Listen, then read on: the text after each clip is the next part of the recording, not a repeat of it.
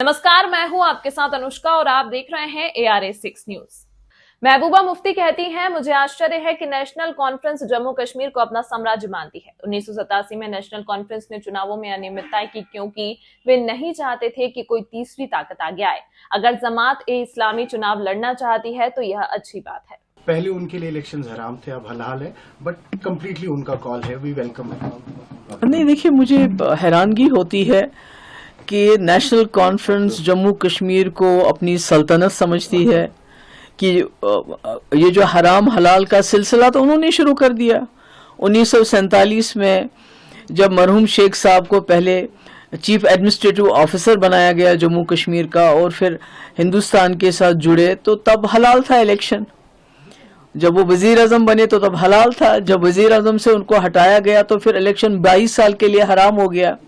22 साल तक वो राजकुमारी की बात करते रहे।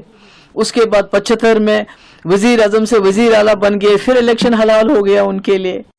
और उसके बाद 87 में जब यहाँ जमात इस्लामी और दूसरी जमात इस्लामी कोई पहली बार इलेक्शन नहीं लड़ रही है। सईद अली शाह गिलानी साहब मरहूम बहुत पहले से इलेक्शन प्रोसेस का हिस्सा थे, मगर 87 में हलाल को हराम किसने बनाया है जमात के लिए इलेक्शन को, या दूसरी जमातों के लिए, या मफ के लिए?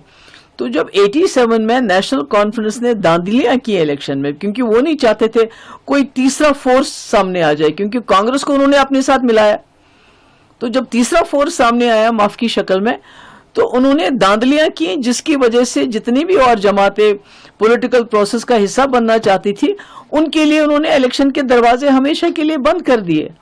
और तब से ये जो हलाल हराम का सिलसिला तो इन्हीं का शुरू किया गया। 22 साल तो ये लोग इलेक्शन में हिस्सा ही नहीं ले रहे थे। कह रहे थे हमने राजकुमारी करानी है, हमने जम्मू कश्मीर को आज़ाद करना है, हमने पाकिस्तान के साथ जाना है और इलेक्शन लड़ना हराम है। तो मुझे बड़ा अफसोस है कि अगर जमात इस्लामी इलेक्शन लड़ना चाहती है, बहुत अच्छी बात है। जमहूरियत ख्यालात की जंग है और इसमें जब जो चाहे आ सकता है। और उनको मैं तो सरकार से ये भी कहती हूँ उनका बैन हटाया जाना चाहिए। उनके जितने भी इंस्टीट्यूशंस हैं, एसेट्स हैं जो आपने फ्रीज किए हैं, कन्फिस्केट किए हैं, उनको डीफ्रीज किया करना चाहिए, उनको वापस करना चाहिए।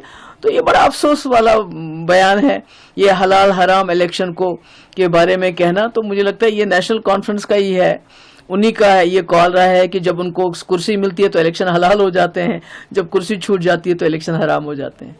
शुक्रिया। तमाम महत्वपूर्ण खबरों के लिए देखते रहिए ARA6 न्यूज।